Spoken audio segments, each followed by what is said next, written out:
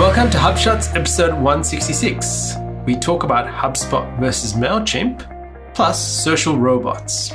You're listening to Asia Pacific's #1 HubSpot-focused podcast, where we discuss HubSpot tips, tricks, features, and strategies for growing your marketing and sales results. My name's Ian Jacob from Search and Be Found, and with me is Craig Bailey from XEN Systems. How are you, Craig? Well, looking forward to hearing about social robots, whatever that part is. That's a nice little resource you've pulled out for later in the show. That's right. It's from Emerging Technologies Report for 2019, but we will talk about that shortly. All right, Craig, on to our inbound thought of the week. I was listening to the This Old Marketing podcast with Joe Polizzi and Robert Rose, which is back, just started back this week. Welcome back, guys, after 18 months hiatus. Joe, of course, from CMI, Content Marketing Institute. But one of the things that really piqued my interest in the show, when they were talking about temporal subscriptions. Have you heard this term before? Temporal subscriptions? It's basically this behavior whereby people subscribe, they just kind of opt in or opt out at a whim. So, good example, Netflix. They'll go, oh, yeah, I'm going to subscribe to Netflix because I want to watch Stranger Things. Or I'm going to subscribe to HBO because I want to watch the last season of Game of Thrones. And then I'm out. So there's no loyalty. There's no kind of recurring subscription behavior. And that's becoming a bit more common. People have these subscriptions. I don't know about you, but we just have subscriptions. They go on. We never cancel them, right? However, it's becoming much more the norm where people are temporal. And so I thought this was a really interesting behavior trend, probably starting in the States. We're probably not seeing it here for another couple of years in Australia. But I was thinking about that in all businesses, not only our own agency, which of course we don't lock people into contracts. If they're a retainer, they can stop at any time, move up and down. So that's definitely something that we've been doing for a while, and I know a lot of other agencies do. However, when I think of our clients, and even HubSpot, if you think they often try and lock people in for years at a time, annual renewals and things like that, a couple of years from now, it's just not going to be the way. Everything will be month to month or cancel any time with no downside, by the way. I actually asked Netflix about this. I said, can I cancel? Will I lose all my lists and watch? And they go, no, just cancel. But when you resubscribe, all your data will still be there. You'll pick up where you left off. Really? Yeah. I was like, wow, that's a really good experience. And, well, I've got no intention to cancel a Netflix anytime soon. But if I did, that's kind of one of the fears you have, right? They kind of lock you in with that kind of... It's like you're being cancelled and restarting, isn't it? Yeah, but that kind of, they lock you in so that you don't want to lose that data, even though you're not watching the content. Anyway, I think this is just the tide has turned, and this is what's going to happen for industries and all big B2B industries and things like that. It'll be there because it starts with personal behaviour, i.e. consumer behaviour, and that pushes through to B2B as well. So just because you're in B2B, don't think that it won't affect you in the future. Yeah, exactly. All right, onto our HubSpot marketing feature of the week, Craig. And this is where we're talking about HubSpot enabling email sending to their marketing free accounts. And how does that go with MailChimp? Right. So we're not actually going to talk about the news that they've released this in their free accounts because they're doing a great job of blasting that everywhere. Yes. It is everywhere. You cannot avoid the news, right? So if you're listening to this podcast, we're not assuming this is news to you. You're well aware of this. But what I thought was fascinating about it was just that they've really taken over the ground that MailChimp has had for the last decade and has just decided to move out of. With their free plan, they've really locked that down, reduced features, all that kind of thing. And HubSpot, it seems, have just said, oh, great. Oh, well, we'll do it. We'll walk in there. We'll take that over, thanks.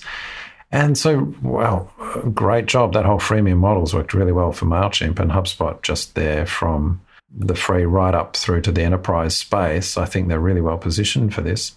The thing that I thought interesting is if you look at the video and there's Carl Jepsen doing a talk about, how good it is for sales. By the way, have you noticed they've pushed it on the CRM side? Yes. They're not pushing it on the marketing side. Correct. HubSpot marketing free. Why aren't they? That's interesting. They're pushing the sales angle. Anyway, it says CRM plus email. Yeah, and it works in marketing free. So it's not as though specific to CRM side. But anyway, maybe they don't want to be so blatant that they're going up against the MailChimp. I don't know. But interesting, when Kyle Jepsen's doing the video talking about it, he spends a minute and a half talking about you must have permission That's from exactly people before right. you email them and that. And you know what? It's just because this is spammers paradise. The number of people that are just going to spin up these HubSpot free accounts, just import dodgy lists, spam them out. They'll get banned, of course. HubSpot will crack down. And they've actually that. said that.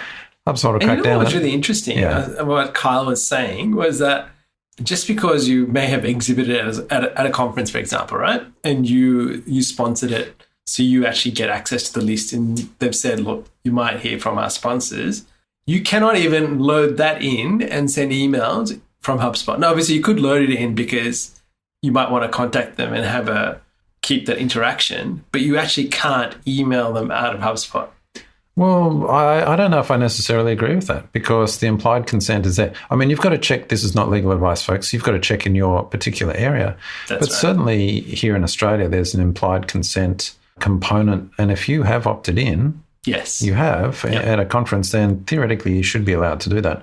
Whether that's a good idea or not, I'm not suggesting it's a good idea. And we've discussed this on the show in the past as well, because frankly, if people are not expecting to hear from you, they're going to mark you as spam anyway. But does that mean you're not allowed to do it? I don't know. And I think I think they're just being overly protective because they know they know this is going to get Correct. abused, right?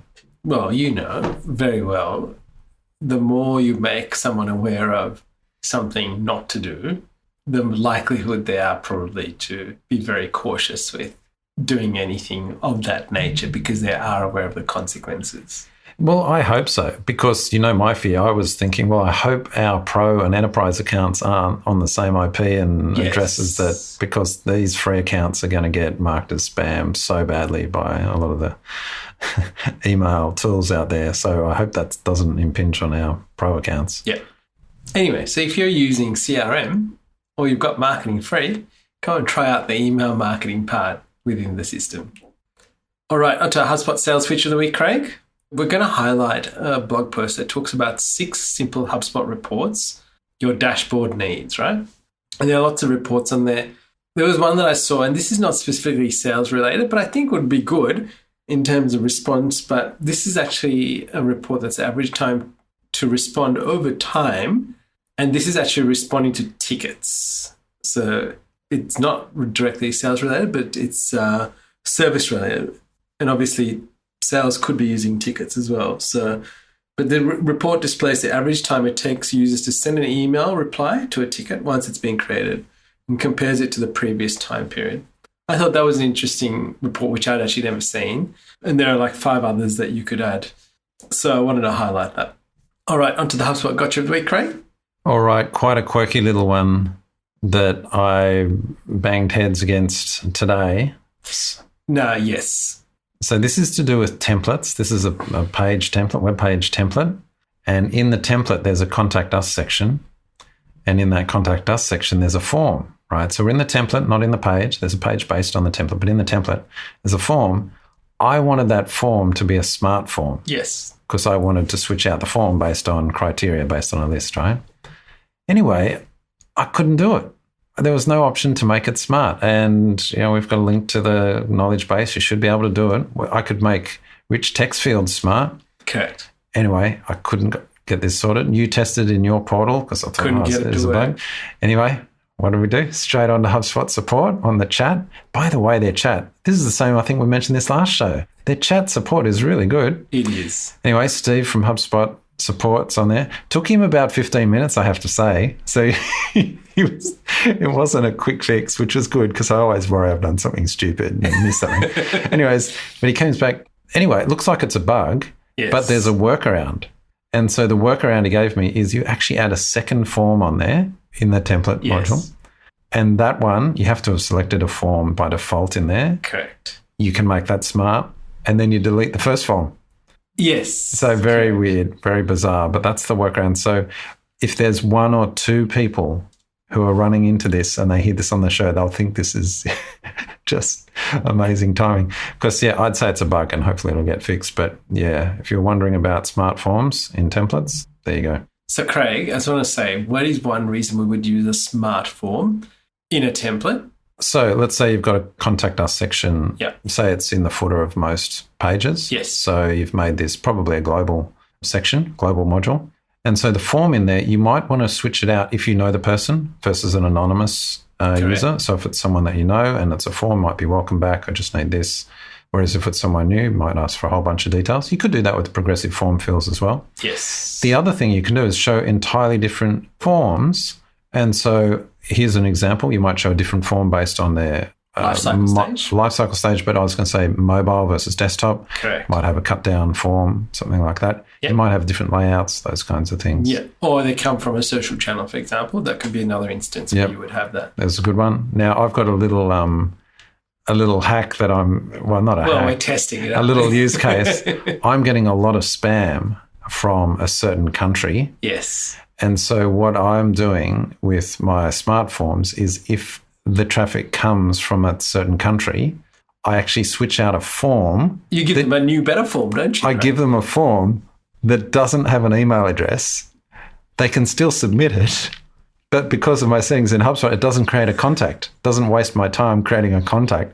So basically, the people from this country see a form, they think they're submitting it, does nothing. I don't get a notification. They get a thank you page. They get a thank you page. It doesn't clog up HubSpot with contacts that I have to go in and delete. You just saved yourself a contact there, Craig. Oh, yep. Anyway, that's just one of the use cases. There's one use case. Yeah, it's great. All right, Craig, now on to our marketing tip of the week and how to track visits you're getting from Google My Business. Now, we talk about Google My Business because it keeps getting better and better by the month. And this is to do with adding tracking URLs, so you can actually tell the traffic. You can filter out your traffic from Google My Business. And you would do this across, if you're running campaigns in HubSpot, you'd use the URL. You could use that, yeah.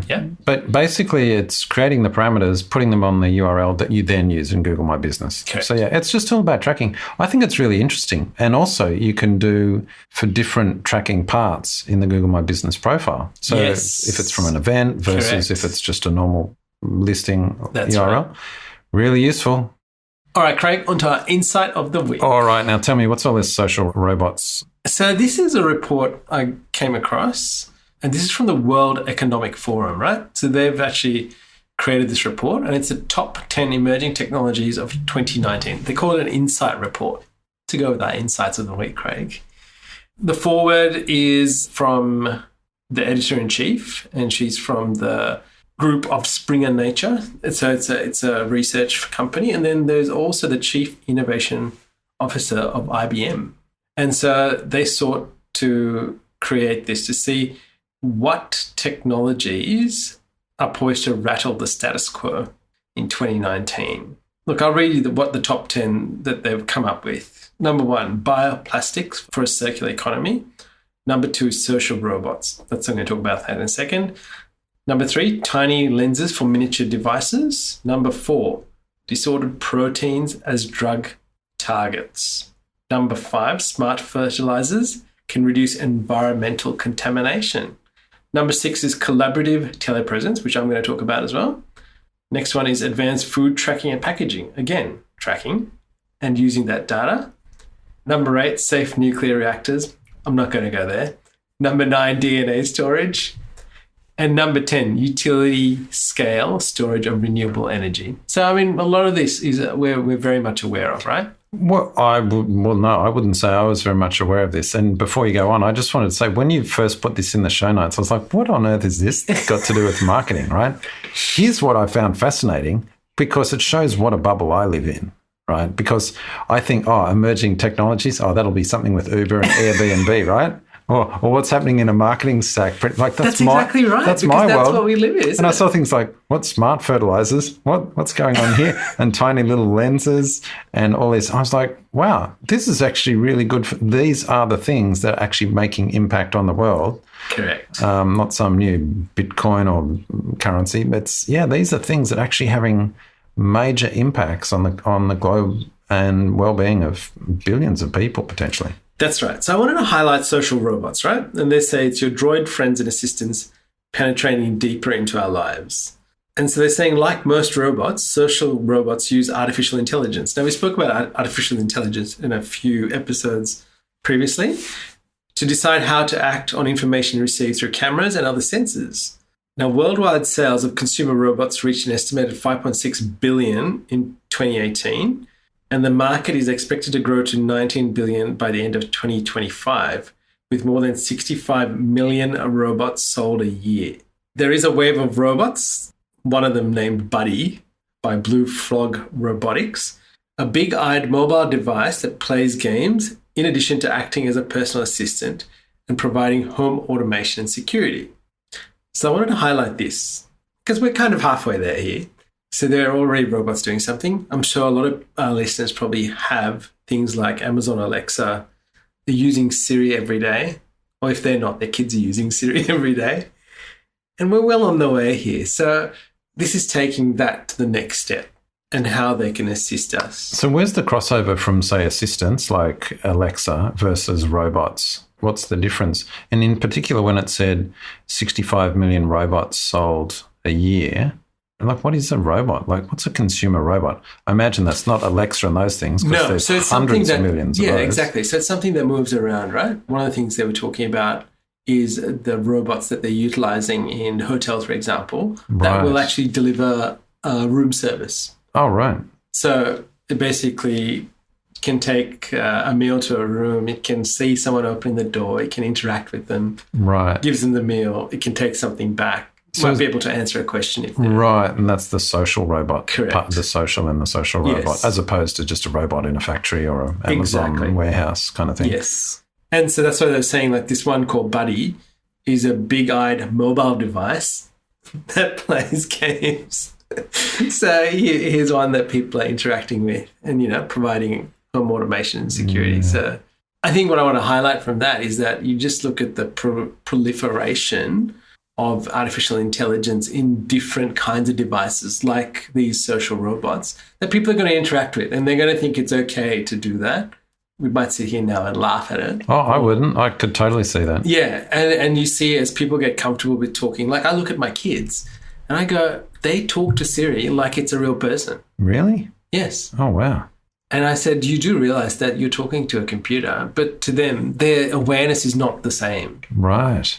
So they actually think that Siri is somebody real. So they interact with Siri like they would a real person. Really? And are they actually getting anything meaningful out of Siri?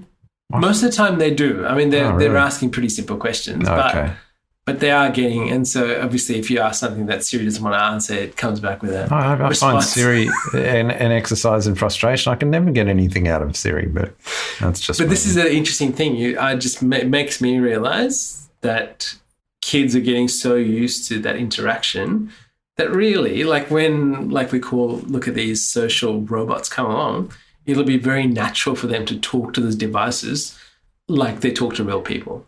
So that's one. The second one is collaborative telepresence. And this is soon participants in virtual gatherings will feel like they are physically together. And so they actually say even though collaborative telepresence is still emerging, all the pieces are in place to become a transformative within 3 to 5 years. Now just think about that. That's not that far away, okay? We've had 10 years of iPhone and think about how much that has changed our lives. And as the parts come together, expect to see changes in daily life and work that are as dramatic as those sparked by the adoption of smartphones. Think about the takeaway here is be aware of these as channels that you can reach a potential audience or interact with them as they become more comfortable with AI-driven robots and interacting on different mediums. So how would you reach your audience via a social robot? I don't know. I'm still working that out, Craig. It just gives you your dinner and then tells you a free promotion. Correct. It's going to happen, right? Marketers run everything as they say. But you can imagine the robot turning, it's just got, sponsored by. It's exactly right. It'll just be on its head there, yeah. And that's the thing, I think, like you look at all of these things, you just realize it just takes someone to think about it, come up with the idea, and before you know it, everyone's copying it or has ruined it for somebody else. Well, that's true. But I'm just picking up on the end of that social robots where it said that in addition, acting as a personal assistant, providing home automation and security. It just makes me want to go and watch RoboCop again. They were good movies, weren't they? So there we have it. All right, thanks for that. Yeah, broaden our insight for the week. Yeah, that was very good. All right, we have a podcast of the week, Craig. As we mentioned at the top of the show, This Old Marketing is back with Joe Polizzi and Robert Rose, and just wonderful listening. Gee, I love that podcast. So we encourage you to go and have a listen to that. Now we have a resource of the week. If you would love beautiful images. So you've come across Unsplash. Yes, I have, and I realised you've been using it for a long time. Yeah, I thought everyone was using Unsplash. So. No, I actually used Adobe Stock for a long time, and I still do. Yes. But I definitely think that Unsplash will definitely be on my top list to be using. And you know what I loved about it? I've seen some great images from Unsplash, and it's from photographers globally.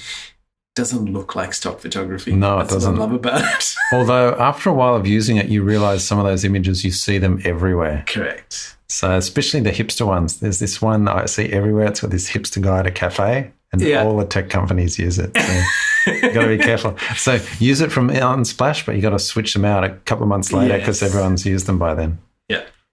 So there you go, unsplash.com. All right, Craig, the quote of the week. Nice one. Nice short one you've got here. The secret of getting ahead is getting started, by Mark Twain. Now, Craig, you've got a couple of bonus links of the week. Yes, a few links in there, so we didn't get time to go through them in the show. But I also, not only a bonus link, but a bonus screenshot of the week, which is, I think we should have this section called Interesting Form Layout Choices of the Week.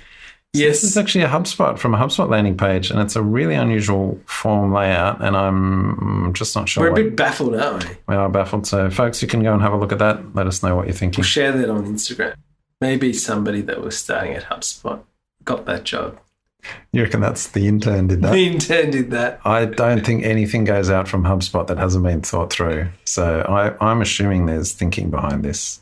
Yes, so if deliberate choices were made here.